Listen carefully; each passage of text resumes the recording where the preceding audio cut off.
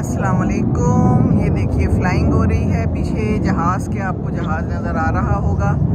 कितनी तेज़ आवाज़ है।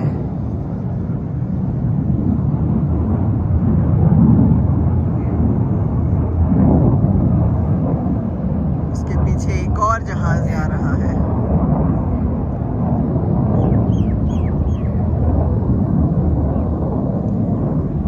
बादल देखिए, लगता है कि बारिश होने वाली है।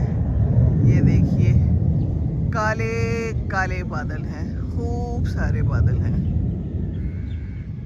अल्लाह रहम करे, अल्लाह ताला रहम की बारिश कर दे,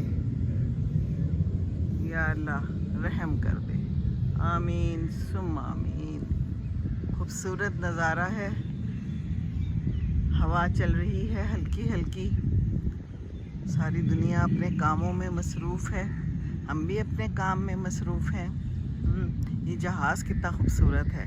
हमेशा मैं यहाँ आके बैठ के वीडियोस बनाती हूँ, अभी भी बनाऊँगी। शुरू तो नहीं की, पर इस वीडियो से ही थोड़ी शुरुआत तो कर दी है। क्या हाल है जहाज़, आपने मुझे मिस किया कि नहीं किया? आप खैरियत से हैं? अल्लाह खैर रखे, आपकी भी खैर रखे, हमारे जवानों की खैर रखे। अल्लाह ताला सब पे रहम करे, हमारे पाकिस्तान की खैर रखे। दिल दिल पाकिस्तान, जान जान पाकिस्तान।